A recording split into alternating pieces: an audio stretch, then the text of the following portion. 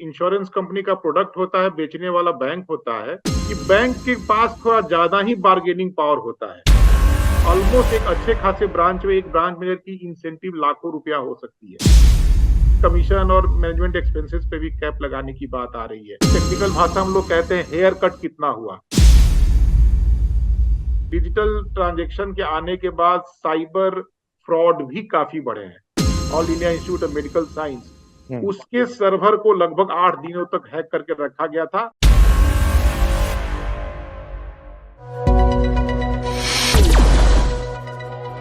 नमस्कार, मैं Ranjeet Singh insurance world this week में आज एक बार फिर से आपका बहुत बहुत स्वागत करता हूं।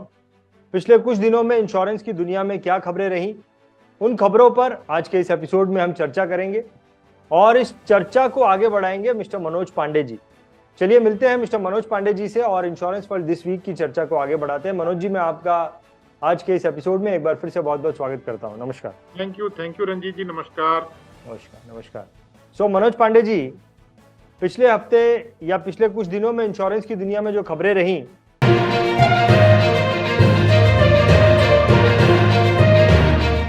उनमें से पहली खबर मैं आपके सामने रख रहा हूं। bfsi.com पर 19 दिसंबर को एक खबर आई थी कि finance ministry ask PSU banks not to force sell life insurance products.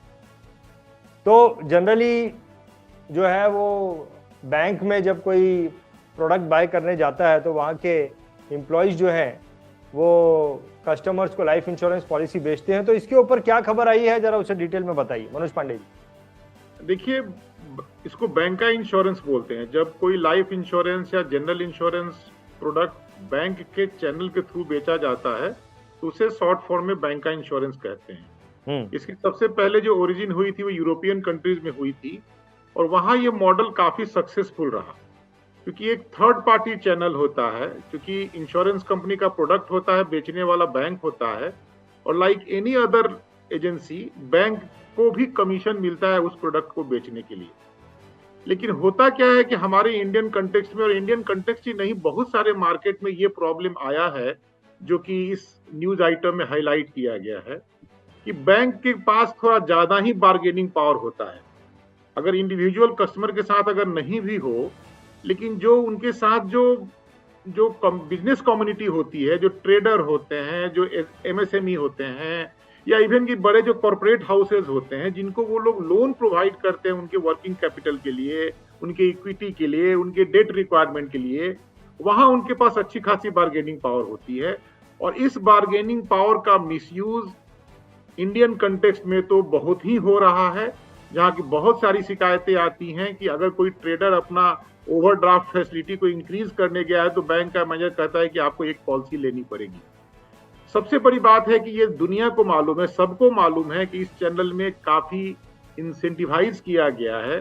Bank corporate agent है तो बैंक को तो कमीशन मिलता ही मिलता है, लेकिन लाइफ इंश्योरेंस कंपनियों के द्वारा, इवन जनरल इंश्योरेंस कंपनियों के द्वारा, उस ब्रांच का जो ब्रांच मैनेजर होता है और साथ में जो रिलेशनशिप मैनेजर होता है उनके लिए भी अलग से इंसेंटिव की व्यवस्था की गई है। अच्छा। यानी आप समझिए कि कमीशन तो देना ही देना है, उनको अलग से इंसेंटिव दिया जाता है। इन लोगों के डिपेंडिंग अपॉन कि आप किस ब्रांच में है और वो ब्रांच कितना कैश रिच इलाके में है। मुझे एक रिलेशनशिप मैनेजर से मिलने का मौका मिला जो आनंद और गुजरात के बेल्ट में थे, जो कि काफी कैश रिच इलाका होता है। NRI का पैसा वहां बहुत आता है। उनका ये कहना था कि सर ऑलमोस्ट एक अच्छे खासे ब्रांच में एक ब्रांच मैनेजर की इंसेंटिव लाखों रुपया हो सकती है। अच्छा। तो आप यूं समझिए कि ये जो खर्च हो रहा है over and above commission rate prescribe by IRDAI हो रहा है, और इसीलिए कमीशन और मैनेजमेंट एक्सपेंसेस पे भी कैप लगाने की बात आ रही है। तो यह एक कटु सत्य है कि बैंक अपने मसल पावर का यूज करके अपने कस्टमर को शायद न होते हुए भी बीमा बेच रहा है। इसकी शिकायत आती रही है।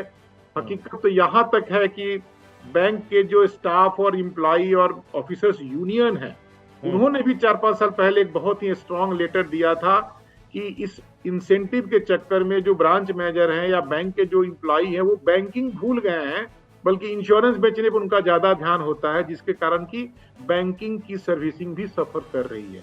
और इस न्यूज आइटम में भी इस बात को चिन्हित किया गया है। जब पानी नाक के ऊपर चला गया है, जब कंप्लेन काफी हाई लेवल पे चले गए हैं, तो बट नेचुरल है कि सरकारी बैंक जो कि सरकार के कंट्रोल में है, उनको इस तरह का डायरेक्शन मिनिस्ट्री ऑफ फाइनेंस से आया है। ये कोई नई बात नहीं है, लेकिन मुझे नहीं लगता कि इस तरह के कुछ खास बदलने वाला है, क्योंकि ये घटना, ये सब चर्चाएं पिछले 3-4 सालों से चल रही है। और अगर आप IRDAI का स्टैटिस्टिक्स देखें तो बैंक का इंश्योरेंस का जो चैनल है, सबसे ज्यादा ग्रीवांसेज वहीं से आती हैं, जबकि अभी वो बीमा बेचने में उनका कंट्रीब्यूशन सबसे ज्यादा नहीं है। अभी भी एजेंसी चैनल डोमिनेट करता है इंडिया में। तो ये सिर्फ एक डांट फटकार है, इस पर कोई ऑन पेपर कोई नियम नहीं बना है? अभी ऐसा तो कुछ दिख नहीं रहा है, सिर्फ एक डांट फटकार है। कोशिश की गई है कि आप लोग जरा गलती कम करें, लेकिन फिर वही बात आती है, जब आदमी का ग्रीड डोमिनेट करने लगे, जब ब्रांच मैनेजर का अपना इंसेंटिव डोमिनेट करने लगे उनके अपने कार्यकलापों में, तो गलत तो कुछ कर नहीं रहे हैं, टू बी ऑनेस्ट देखा जाए तो। करेक्ट। अब देखिए तो प्रपोजल पे किसी का दस्तखत है ना, वो चाहे कैसे भी बैकग्राउंड में हुआ हो, तो कागज पे तो आप दोषी नहीं ठहरा सकते अनलेस अनटिल कोई बहुत ही बड़ा प्रूफ मिल जाए। तो ये तो चलती रहेगी, मुझे ऐसा लगता है। समय के साथ बदल जाए तो अच्छी बात है। परफेक्ट।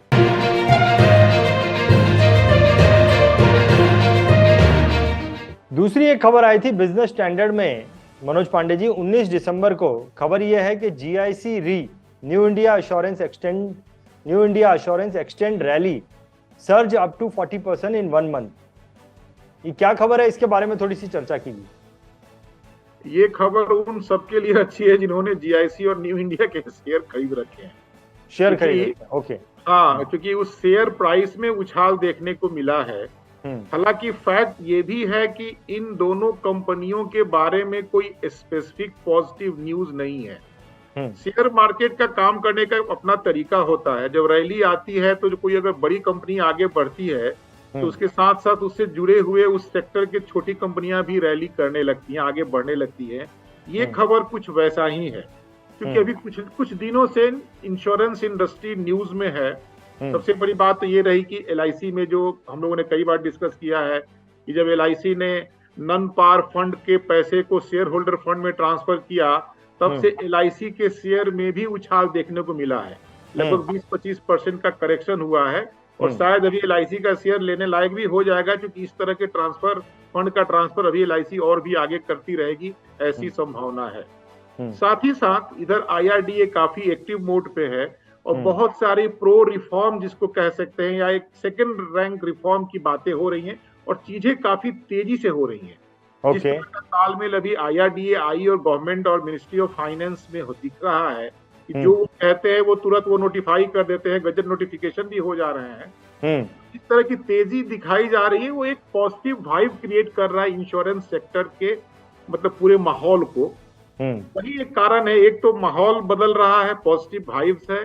दूसरा है कि LIC जो सबसे बड़ी बिग डैडी कहिए, बिग ब्रदर कहिए, उसका खुद का शेयर आगे बढ़ा है, तो शायद उसी का ये असर है कि GIC और न्यू इंडिया के शेयर, जो बहुत ही बुरी तरह से पिटे हुए शेयर थे, जिसमें लोगों को बहुत ही लॉस हुआ था, उसमें भी कुछ गेन देखने को मिला है।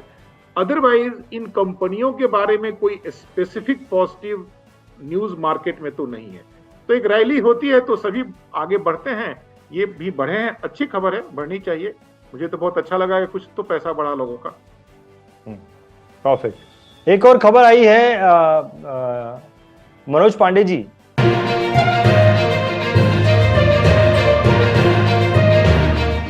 खबर यह है कि Hinduja group wins Reliance Capital auction with bid value of ₹8,600 crore.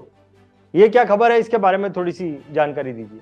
ये खबर शायद इस पेपर ने थोड़ा जल्दी में छाप दिया, क्योंकि बाद में खबर ये आई कि हिंदुजा ग्रुप से बेहतर ऑफर टोरेंट ग्रुप ने दिया, और फाइनली शायद उनको ये कंपनी मिलने जा रही है। इसके पीछे थोड़ा बैकग्राउंड में आइए आप।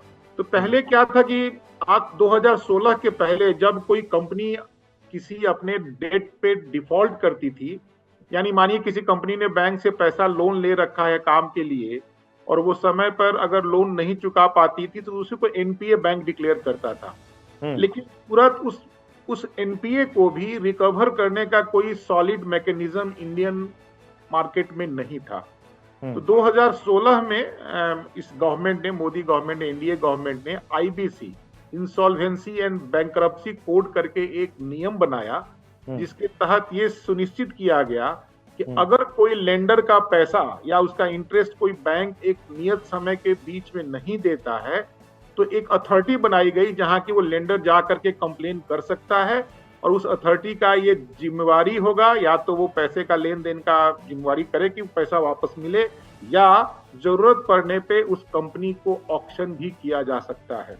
यानी मालिकाना हक जिसके पास था उनसे कंपनी छीन करके किसी नए बिडर को जो कि पैसा देने को तैयार है दी जा सकती है। इस प्रोसेस को काफी अप्रिशिएट किया गया, क्योंकि लिक्विडिटी में जो पैसा फंसा रहता था बैंक का, उससे उसका सुधार होने की गुंजाइश बढ़ी। इसमें बहुत सारे दो चार अच्छे सक्सेसफुल केसेस भी हुए, जैसे भूषण स्टील नाम का एक स्टील की कंपनी थी जो बैंकरप्ट हो गई थी, तो उसको टाटा ग्रुप ने ले लिया। अब टाटा ग्रुप के अंदर वो कंपनी चली गई है। अब इसमें ये जरूर होता है कि जितना पैसा बैंकों का फंसा होता है वो पूरा पैसा नहीं निकल पाता है। Okay. 20% पैसा निकले, 60 निकले, कई केसों में तो मुश्किल से 20-25% ही पैसा निकल पाया है। और उसको टेक्निकल भाषा हम लोग कहते हैं हेयर कट कितना हुआ। यानी आपका 100 रुपया लोन था, अगर आपको केवल 30 रुपया वापस मिला तो 70% हेयर कट हुआ। इसकी भी शिकायत है कि बहुत जगह बहुत फायदा नहीं हुआ है। अब आते हैं इस मुद्दे पर। देखिए, ये जो केस है वो है रिलायंस कैपिटल का। ये रिलायंस कैपिटल जो था अपने जमाने में, आज से 10 साल पहले धीरू भाई अंबानी, मतलब अनिल धीरू भाई अंबानी ग्रुप का एक फ्लैगशिप कंपनी हुआ करता था। लेकिन जैसा कि होता है, अनिल जी ने काफी लोन ले रखा था, जिसको कहते हैं हाई लिवरेज रेशियो था उनका, और जब समय खराब हुआ तो चीजें बदल जाती हैं। अगर आप हाईली लेवरेज हो और मार्केट का कंडीशन खराब होता है तो आप अपनी देनदारी दे नहीं पाते हो, और वो आईबीसी कोड भी आ गया। तो इनके पास एलआईसी और जो प्रोविडेंट फंड ऑर्गेनाइजेशन, इनका लगभग 25,000 करोड़ का लोन था, जिसको रिलायंस कैपिटल ने डिफॉल्ट किया। रिलायंस कैपिटल एक एनबीएफसी कंपनी थी, नॉन बैंकिंग फाइनेंशियल कंपनी, और उसके अंडर में 3-4 कंपनियां हैं, जिसमें कि रिलायंस जनरल भी है, रिलायंस लाइफ इंश्योरेंस भी है, निप्पॉन लाइफ इंश्योरेंस। ओके। अच्छी बात या बुरी बात मैं नहीं कह पाता हूँ अपने, मैं नहीं कह पाऊंगा, लेकिन फैक्ट ये है कि डिफॉल्ट जो किया है रिलायंस कैपिटल ने किया है, जो कि पेरेंट कंपनी है। उसके अंदर ये जो सब्सिडरी है दे आर डूइंग वेल, है ना। मतलब ये जो रिलायंस जनरल अच्छा काम कर रहा है, रिलायंस अच्छा काम कर रहा है, रिलायंस हेल्थ इंश्योरेंस भी एक कंपनी जिसको बाद में आईआरडीए ने बंद भी कर दिया था।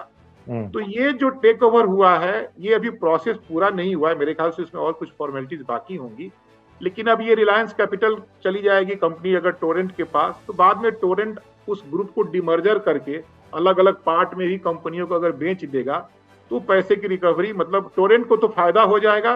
और तत्काल अगर ये खबर सही है तो आप यूं समझिए कि 25,000 करोड़ में से केवल 9,000 करोड़ के 8,000 करोड़ के आसपास ही एलआईसी या ईपीएफओ को पैसा मिल पा रहा है। तो ये उतनी अच्छी खबर भी नहीं है, क्योंकि कहीं ना कहीं कंपनियों को लॉस हो रहा है जिन्होंने लोन दिया था। लेकिन अच्छी खबर ये है कि एक कंपनी जो डूब रही है उसको फिर से वापस आने का मौका मिलेगा, और उसमें 2 इंश्योरेंस कंपनियां इसके अंडर में है, रिलायंस जनरल इंश्योरेंस कंपनी और Reliance Nippon life insurance company. तो ये इंश्योरेंस के ख्याल से अच्छी खबर है। चलिए, तो हिंदुजा ग्रुप ने ये बिड जीता था, लेकिन आप बोल रहे हैं कि बाद में ये हिंदुजा ग्रुप से टोरेंट के पास में चला गया, तो टोरेंट अब जो है रिलायंस कैपिटल की जो ओनर बनेगी। हाँ, यही होगा जहां तक मेरी जानकारी है, क्योंकि न्यूज अगल बगल अगले दिन ही आ गई थी कि Torrent was the biggest bidder. अब पता ना फाइनल क्या हुआ, मतलब मैं तो समझता हूँ कि टोरेंट के पास ही गया, जा रहा है, गया भी नहीं, अभी प्रोसेस में है। करेक्ट।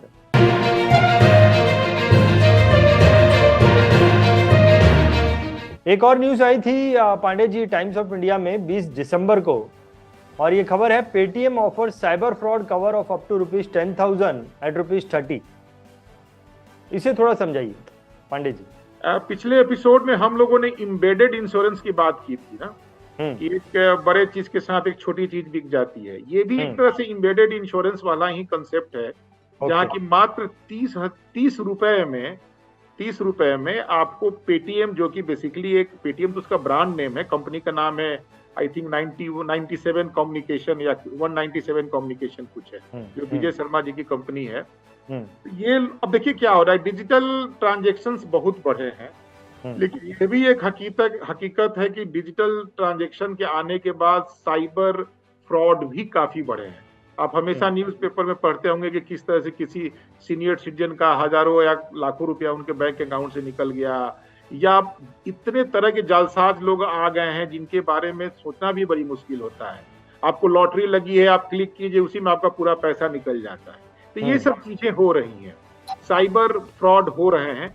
तो ये एक अच्छी खबर आ रही है कि कम से कम पेटीएम ने अपने ग्राहकों के लिए केवल 30 रुपए में 10,000 तक के अगर फ्रॉड होते हैं उसका कंपनसेशन या उसका इंश्योरेंस देने का इंतजाम किया है। इंडिया में भी साइबर सिक्योरिटी बहुत बड़ा इशू बनता जा रहा है, और अगर आप IRDAI या RBI के वेबसाइट पे भी जाएं तो हजारों करोड़ के फर्जरी हो रही हैं, क्योंकि दिक्कत हो रही है, और इस पे काफी सीरियस चीजें, मतलब सीरियसनेस दिखाया जा रहा है। क्योंकि जैसे जैसे समय बीत रहा है, सबसे बड़ी दुख की बात यह है कि अपने आप में एक ऑर्गेनाइज्ड क्राइम सा होता जा रहा है कि बहुत ही टैलेंटेड लोग जो हैकिंग कर सकते हैं वो लोग सिस्टम को हैक कर ले रहे हैं और रैंसम मांग रहे हैं। अभी आपने न्यूज देखा होगा कि जो सबसे प्रीमियम हेल्थ इंस्टीट्यूट है इंडिया में, AIIMS, all India institute of medical science, उसके सर्वर को लगभग 8 दिनों तक हैक करके रखा गया था, और खबर ये भी थी कि शायद उसमें भी रैंसम मांगा गया था। तो क्या ये तो बहुत बड़ी क्राइम हो गई। लेकिन हम और आप जैसे छोटे आदमी जो ट्रांजेक्शन करते हैं, हमारे भी वैलेट से 10,000 रुपया कोई गायब कर सकता है। करेक्ट। तरह के सिक्योरिटी के लिए पेटीएम ने अपने ग्राहकों के लिए 30 रुपया क्या है, 2 कप चाय की दाम होती है। Correct correct correct. 10 रुपया 12 रुपया में तो कम कहीं चाय भी नहीं मिलता है। करेक्ट एक करेक्ट। प्लेट का दाम आजकल सुनता हूं मैं कि 20 रुपया हो गया है। तो उतने कम रुपए में अगर आप 10,000 का इंश्योरेंस ले पा रहे हैं तो ये बहुत अच्छी बात है, और इसी को एम्बेडेड इंश्योरेंस कहा भी जा सकता है। करेक्ट तो ये करेक्ट। है, बहुत होना चाहिए हर जगह इस तरह का। तो अगर कोई 10,000 की जगह 1 लाख रुपए का इंश्योरेंस करना चाहता है अपना, तो क्या वो कर सकता है इसमें? नहीं, तो ये जो पॉलिसी है ये बिल्कुल ही माइक्रो इंश्योरेंस पॉलिसी टाइप है। इसमें सम एश्योर्ड मैक्सिमम 10,000 फिक्स है। लेकिन इंडियन मार्केट में इंडिविजुअल क्लाइंट्स के लिए साइबर सिक्योरिटी पॉलिसीज अवेलेबल है। कम से कम मैं बजाज एलियांज जनरल इंश्योरेंस की पॉलिसी को मैंने देखा था, पढ़ा था, और एक बार मैंने लेने की कोशिश भी की, बाद में मैंने ड्रॉप कर दिया क्योंकि बहुत सारे इसमें सब लिमिट थे। लेकिन इंडियन मार्केट में अब इंडिविजुअल कस्टमर के लिए भी साइबर सिक्योरिटी की पॉलिसियां अवेलेबल हैं, और वहां लिमिट 1 लाख 2 लाख तक भी हो सकता है, और प्रीमियम वहां भी बहुत ज्यादा नहीं है। मेरे ख्याल से 700 से लेके 1,000-1,200 रुपए में आप एक साइबर सिक्योरिटी की पॉलिसी ले सकते हैं। उसमें बहुत सारे फीचर्स हैं, फिशिंग वाला होता है, इम्पर्सोनेशन का होता है, आपके मतलब आपके सोशल मीडिया पोस्ट पे कहीं कोई लीगल मतलब कॉम्प्लिकेशंस हो जाए उसके लीगल फी के लिए होता है। तो अवेलेबल हैं, और जो बहुत ट्रांजैक्शन करते हैं उनको लेना भी चाहिए, मेरा मानना है। करेक्ट, बहुत बढ़िया।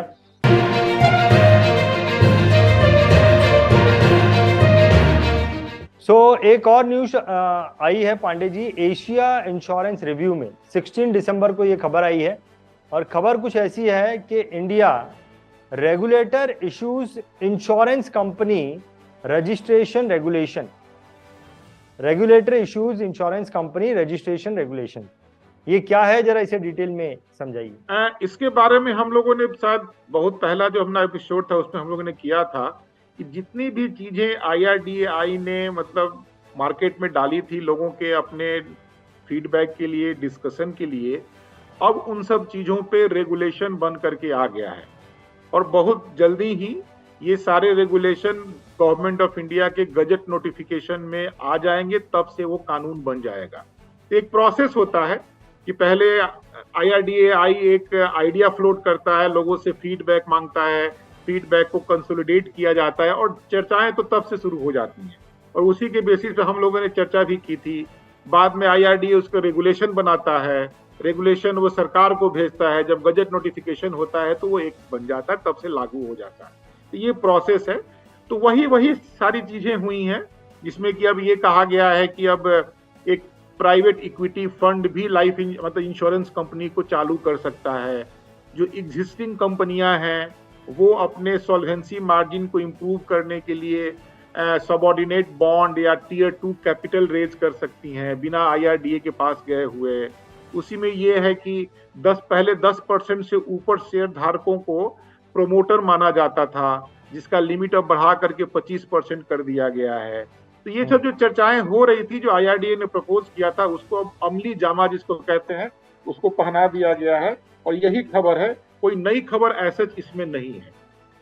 मतलब जो जो प्रोसेस रेगुलेशन क्या बोलते हैं, ओपनिंग अप का जो देवाशीष पांडा जी के आने के बाद IRDA ने एक सीरीज ऑफ रिफॉर्म कहिए या फर्दर ओपनिंग अप कहिए जो किया है, उसी के सीरीज में ये काम अब होते दिख रहे हैं। चलिए, बहुत बढ़िया। पांडे जी, आपने जो खबरों को डिटेल में विस्तार में बताया है, उससे हमारे दर्शकों की डेफिनेटली इंश्योरेंस की दुनिया में जानकारी बहुत बड़ी है। इसके लिए मैं आपका बहुत बहुत धन्यवाद करना चाहूंगा मनोज पांडे जी। Thank you. और मेरा डिस्क्लेमर कि जो भी मैंने बोला है that's my personal view, nothing to do with my organization. Thank you very much Ranjit ji for inviting and let us hope कि हमारा इस प्रयास से लोगों को कुछ बेनिफिट या फायदा हो रहा है। So thank you very much. Welcome sir, welcome. बहुत बहुत धन्यवाद। और दर्शकों को मैं ये बोलना चाहूंगा, देखिए, ये जो भी खबर आपको मिली है, हर हफ्ते ये खबर हम आपके सामने लेके आते हैं।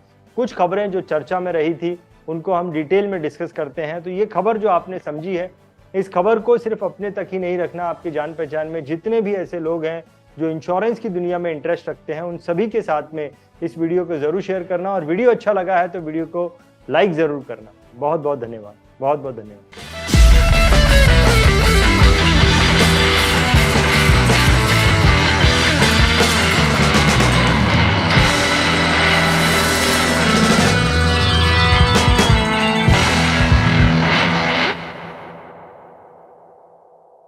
BITV चैनल पर आपका स्वागत है। BITV यूट्यूब चैनल पर सब्सक्राइब करिए, बेल आइकन दबाएं।